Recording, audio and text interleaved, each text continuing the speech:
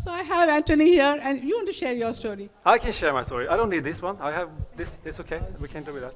But you can take your seat so Thank I can you. take over. Thank you so okay, much. Cool. Thank you. Excellent. Please give him a big round of applause. Dr. Alka, yes. I'm guessing that most of you have experienced it from time to time, right? You have been in a situation you thought you did really well, and then people come up to you and they don't really remember what you said. They might remember what you wear, like the clothes you had or something like that, or that you smiled or something like that. I hear that all the time. Anthony, I remember your smile. And I'm thinking, that's good. What else is there? Because really, I mean, this is what we want, right? This is what we want to have. What is that? It didn't look like that before. Let's see if I can change it. I'll try it again. Let's see. It might work. If it doesn't, I'll fix it anyway. It's an HDMI problem. Okay, cool. Let's see if we can just make that happen like that. See if it still works. Nope, it doesn't. Okay, then I have a problem. But a small problem. I'm going to skip this for now. Let's talk about a memory of mine when I failed completely when it comes to this. This was a long time ago, 25 years ago. Imagine now that you're in Stockholm, 25 years ago. A spring morning. And I'm probably heading to a meeting because I have a normal job at the time. You know how people have normal jobs, not like us. So I had a normal job. I was working in marketing for a global company, and I'm walking the street, probably to another meeting, and then I see this guy on the other side of the street, and he sees me. I can tell, I can feel it. He's like looking at me, staring at me, and then he walks straight towards me, like a missile, like this. And I'm kind of wondering what's going on, but he looks happy. So I'm thinking, it's probably okay. And then when he comes like 5 meters in front of me, then he says, it's you, he says. And I kind of, it's me. Who are you? I understand you don't recognize me. I'm one of your colleagues. But I was in the conference in Boca Raton outside of Miami, and you were presenting. And I remember this conference pretty well, because I did a good presentation, I thought. And he says, you were awesome, man. And I grew an inch. All of a sudden I was 1 inch taller.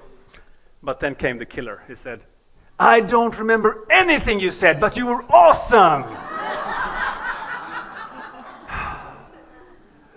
And you know how you have those pivotal moments in your life where something happens and you just have to think about something and do something and act on it? That was one of my pivotal moments. I'm thinking, something is wrong.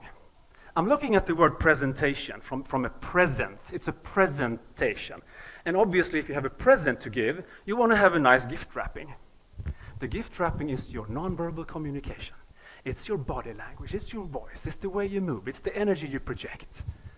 But if it's nothing inside for them, if it's not relevant enough, or if it's not good examples, whatever it was just empty inside. So all he looked at was the gift wrapping. It was nothing inside. And I remember that nobody did what I wanted them to do after that conference. I was in marketing. I was talking about technical business intelligence. I wanted people to gather up and tell me, what the competitors are doing in the market. Nobody came back to me with that. Was that a problem for me? Yeah, for like 5 minutes, because then we did a reorganization. I got a new assignments, and then it was gone, right? But I remember it so well, because that's something that stuck to me. I need to do something about this. And I've been spending time, like 3 decades now, on human communication, how to decipher that, how to understand how it works. And I have come up with a couple of things that could help all of us. And I think that you can actually tick off many of the boxes. I hope that you can. And if there's something you already do, say, yeah, I do that. How can you do it even better? How can you make your content to be more memorable? Because there's a saying that most of us adhere to that we really like, and that saying is, I have to keep it like this now because you saw the problem here. This one. How? Very strange. It works before. I have learned that people will forget what you said, people will forget what you did, but people will never forget how you made them feel. Do you remember this? Have you seen this? Yes. Do you like it? I don't. This is not good enough.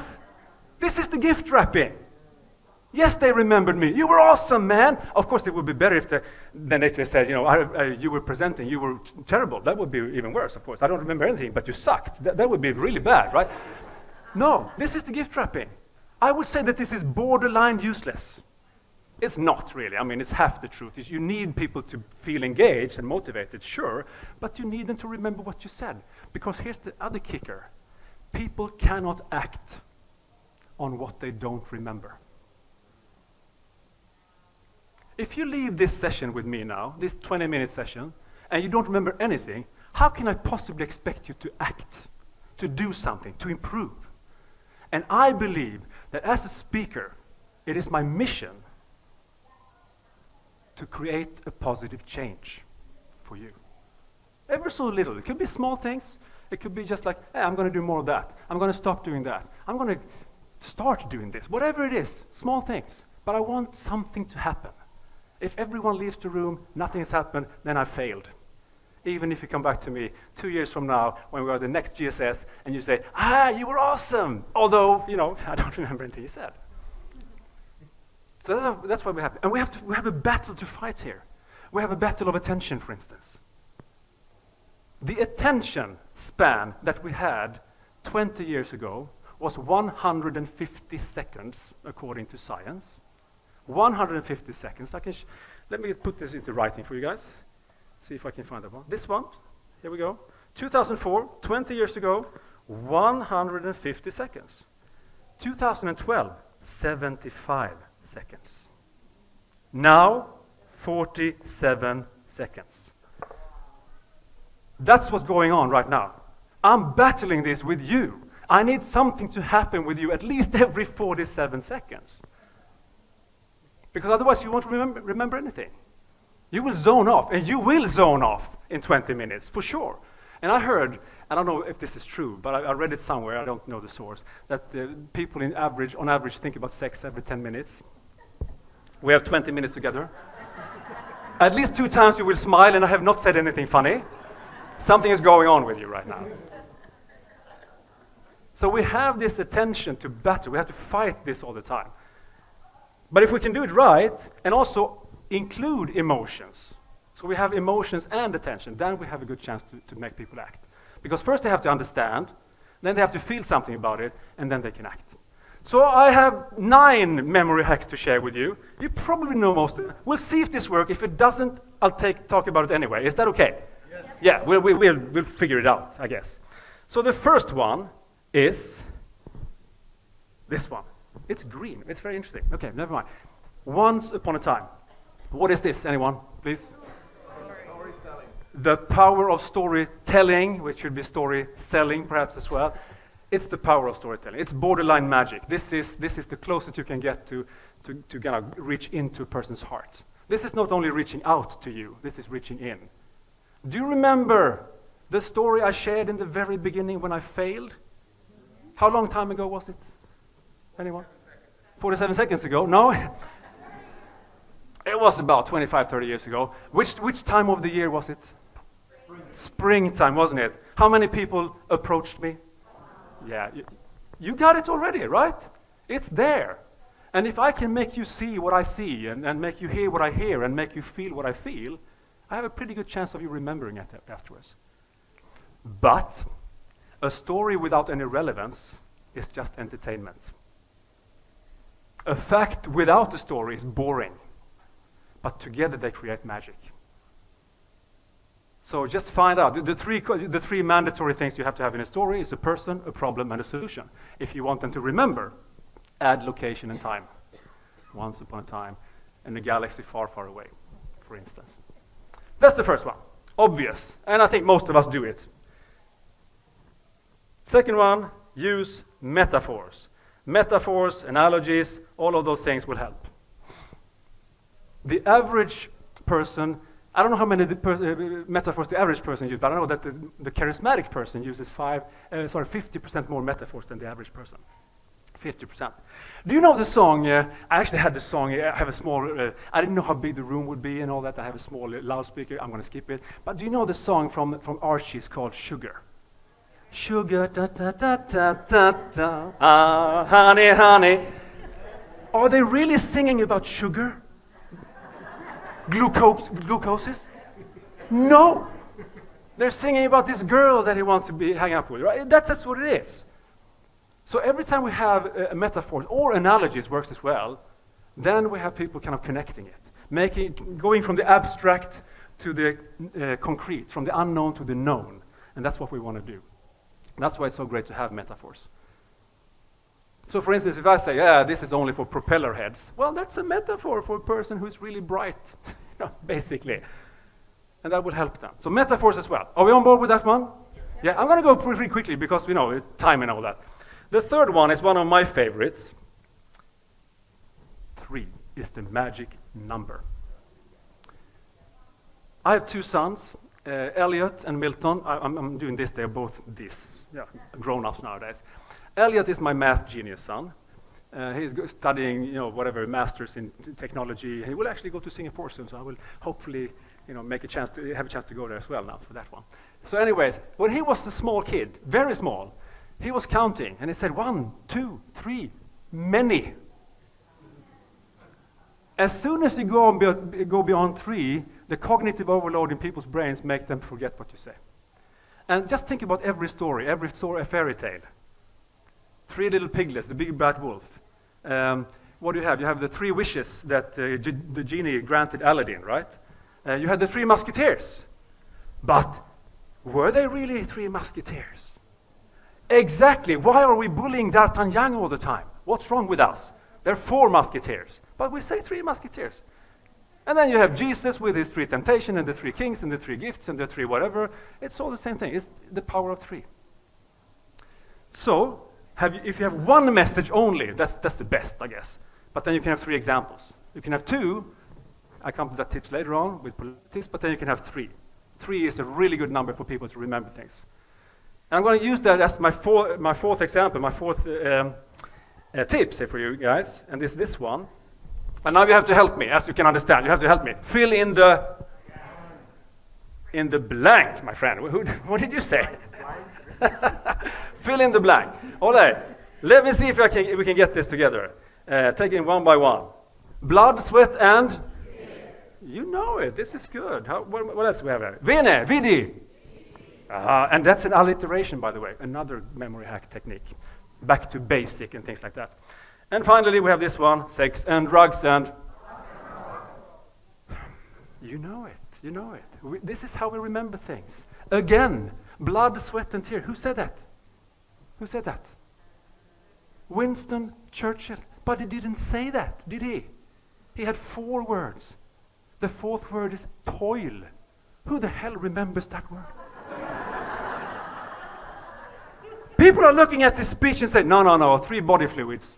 That's it. I'm going to go with the 3 body fluids. That's it. Toil.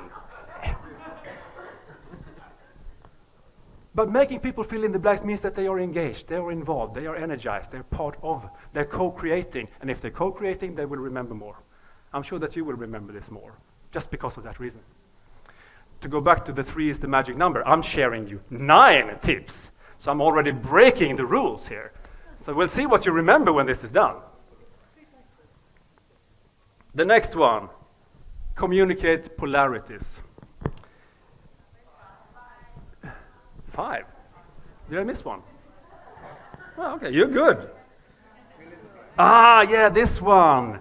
Show passion, show emotion. I always speak about 3 communication superpowers: empathy, clarity, energy. Those are the 3. Empathy, so that you first understand and you connect and so on. Then clarity to craft your message, and energy to deliver the message. Now, listen, 8 out of the 9 tips, or 7 out of the 9 tips are just about clarity. This is what I'm focusing on with you today. But this is about nonverbal communication. This is about energy, being a magnet, being passionate, showing that you really believe in what you're saying. I watched Jerry Maguire again on my flight here. There are 2 lines that are in that movie that everyone knows. The first one is, "Show me the money." And it's so much emotions in that, "Show me the money." Say it one more time, "Show me the money." And then it goes on like that. And the second one, you know that one as well? You had me at hello, yeah. That's the one. So one-liners, another bonus tips for you. If you have that one-liner, then people remember that one-liner. I don't have it. I wish I had it. I don't have it. But having a one-liner is really good if you want people to remember. But showing emotions is also good, because if you have a heightened state of emotion, you will remember more immediately. because it's kind of your brain is on alert. You need to kind of figure out what's going on. It's like this. Let's say that you walk in a forest. It's just a breeze. Nothing happens. Nothing special happens. After a while, most of your brain goes into sleep mode. Except for this little bodyguard, a radar checking if everything is okay. And then all of a sudden you hear a branch snap. Boom! What happens? All the attention goes there. What's going on? Like in ancient days. Is that a hostile tribe member who wants to enslave me? Or is that a lion who wants to eat me? Or perhaps it's an attractive person who I can mix my DNA with. I don't know.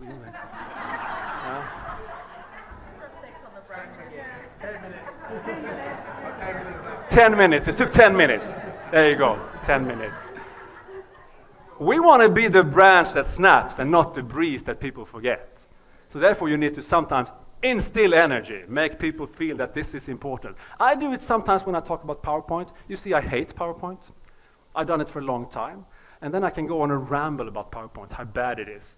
And for instance, I say, PowerPoint is like alcohol, narcotics, and tobacco. You might get high when you use it, but the rest of us will suffer. And then people say, oh, okay, you don't like PowerPoint, I get it. So, yeah. Which, by the way, is an analogy. Talking about metaphors and analogies. So we're back into that again. So show passion, show emotion, show that you care. Also, when you do the storytelling part, if you use storytelling, act out. Let me take the example that I actually did take the same story again. Okay, so I was walking down in Stockholm, and a guy approached me saying, it's you, I remember you, you were awesome, but I don't remember anything you said. Act out, be that person. It's you, it's me. So we have this dialogue, I'm two persons at the same time. Also increases the energy, of course. Acting out. So that's the next one. Show passion, show emotions. Don't be afraid to do it. It's okay. Very few people can get away with just standing completely still, deliver a message, and it's laser sharp. Like Greta Thunberg. She's one of them. She's on a spectrum. She stands still, looks at the person, delivering metaphors, really good metaphors. Our house is on fire, things like that. But she's just standing still, doing nothing. And it works for her. She's pretty amazing when it comes to that. But for most of us, we can do more. We don't have to be clowns for that, but we can do more. Now, let's go to number 6. How am I on time? Good, perfect. There we go. The polarity state. When people have to take a stand, when people have to decide, is it this one or is it that one? Is it good or bad? Black or white? Yes or no? Right or wrong? All of a sudden, they are more into it. They want to be more, they're more into your story. They want to find a way, what should I choose, which I choose, and so on. So often what I do sometimes, I skip all this PowerPoint stuff, everything like that, and instead I do something like this, and that's it. And then I talk about how it is over here, if I have crappy customer service or poor leadership and engagement, this is what I talk about, leadership, engagement, and communication. Or if you're here, and then I give a number of good examples of what happens here, and then we can go back and forth, like that. And that's enough. I don't need to have more than that. That's it. But the way I tell it and I share it, it's two different sides of it. You can do this, you can do that, and so on. It's also something that makes people remember it more. Simple. Sometimes I just have two white flip charts on one side of the screen, and that's it. I don't like PowerPoint. Did I tell you that? Okay. That's why I use this iPad, so I can at least do my simple drawings. The next one. Bring the popcorn. What do I mean with bringing the popcorn? I actually brought popcorn. Let's see if I can find it. I did bring some popcorn. Yeah, look at that. Props. Some people use a brain. Linda, perhaps you use a brain. Can it be like that? Some people do other things. I have this one. When I talk about employee engagement, I often refer to the Gallup studies about that, showing this simple bell curve. It looks something like this. See if I can show it to you. Here we go. This is it. Simple like that. It's a bell curve. On this side, you have the motivated employees, called actively engaged. They are only 23% of the workforce, so not that many. On the other side, you have the actively disengaged people who are actively disengaged. Remember that word, it's very important. 15% of the workforce. And then you have the rest in the middle. And those are numbers. What about those numbers? Well, then I bring out this popcorn bag and say, hey, I have a friend on LinkedIn. She said that people are like popcorn. So let me use that metaphor for you guys. What do you need to make these corn pop? Like people, pop. This is the employees. What do you need? Heat, right? What else do you need? Time. Yeah, you need oil. Some people say you need a microwave oven. Fine. But you need basically time and attention. Time and heat. Time and energy. That's it. And in my microwave oven, it takes about 2 minutes on maximum watt to get a nice bag of popcorn. But it's not like every corn pop at the same time. It's not like 155 and then boom! No. After 30 seconds, the first corn start to pop, I explained to them. Who are they? It's these people, of course. They actively engage. Come on, let's do it. Roll up the sleeves. Let's go. And then after a while, the rest, the ones in the middle say, okay, fine, let's do this. And then the whole bag is almost exploding. And then you have some people over here saying, okay, fine. Poof. Poof. And then it's done, right? Out with the bag, in with the bowl. Oh, it smells good. It tastes good. Everything's good. But what do you find in the bottom of the bowl? I'm not going to pop. It's not in my job description to pop. Why should I pop? Let someone else pop instead of me. And then it goes on like that. Those are the guys over there who I don't know, steal the toilet paper or trash talk you. Or, this is my favorite, they take a pen and go up to the whiteboard. The pen doesn't work. And they put the bloody pen back. So that someone else will suffer. Do you think that they will remember this when they go and pop their own popcorn? Do we pop here? It was actually in one case, I got an email back from the organizer saying, hey, you know what happened when you left? One of the persons came up to me and she said, we need to talk. I don't pop here. Isn't that fantastic? It stuck with her. What else? What can you bring that is not PowerPoint, that is something else? Do you have your own popcorn bag, whatever it is? It will help. People will remember it. I'm just fiddling around right now with a coffee filter, see if I can do something with that when it comes to core values, what stays, and so on. But I'm not there yet. I'm working on it. The next one. Where are we right now? We are over here. 8. Thank you. Well, you know what? I'm going to bring... I don't dare to go close to that microphone. I have a balloon there. Can you help me get my balloon? Well, good.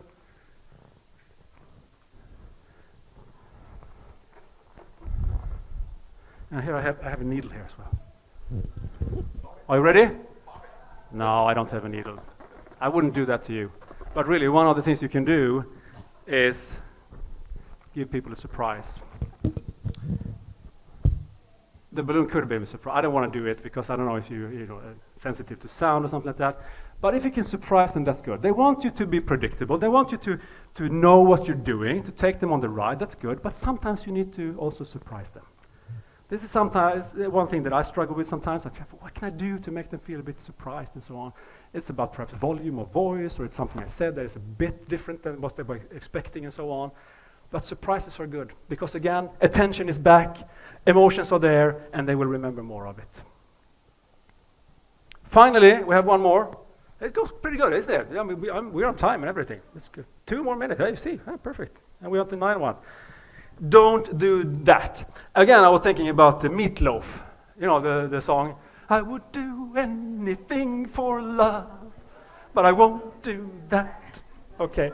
What shouldn't you do? Perhaps pop a balloon. It could be one of those things. I heard so many examples of people say, for instance, this one. I still remember the head teacher in the university. He came up there and he dropped all his stuff. Oh, and he picked it up and then he went on. And I found out later that was a gimmick of his. I still remember it to this day. And I asked them, so what did they talk about? I don't know. Or another person said, oh, it was so funny. She was saying, at the end of my presentation, you will see a picture of me naked. And then at the end of the presentation, she showed a picture of herself as a baby, naked. Oh, it was so funny. I remember it still. That was 20 years ago. And I said, well, what do you remember what she said? Nothing. So basically, don't make that into a gimmick. Don't be a clown. You don't have to be a clown. Be real. Be you. Skip the clown thing. for sure. It's not about the gimmick. They won't remember the right things if you do. You want them to remember the right things. That's what you want to do. So basically, if I want to go to the start with this, people will not remember, people will not act on what they don't remember. They cannot act on what they don't remember. That's my summary of this. And it's not enough that they remember how you made them feel.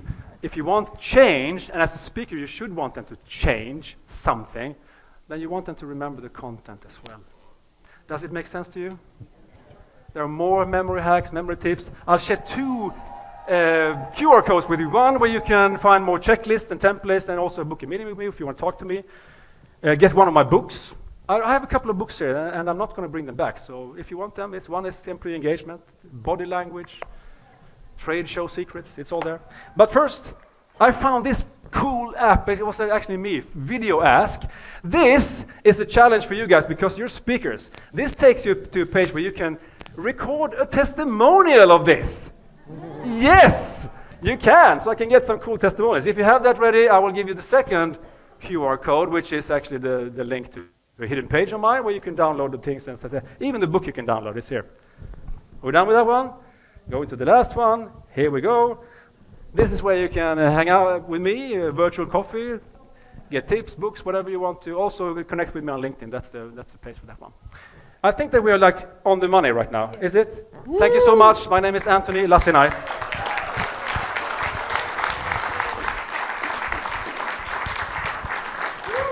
So what a wow presentation. A lot of acting, a lot of singing, a lot of dancing, a lot of metaphors, a lot of passion, and then a lot of memories. Sounds good. Let's see what they remember afterwards. We'll talk to them. Right? Yeah, we'll talk to you later. So thank you very much for being such a beautiful, such a wonderful audience. And now we are free to go where you want to go. We meet at 2:30 in the French room or the other rooms, and you can go for... Yeah, but not in this room, in the other room. Yeah, in this room there's nothing happening after this. It's in the other room. We're back to the ballroom, I think, after lunch. Yes, in the boardroom, yes. So thank you so much, all of you.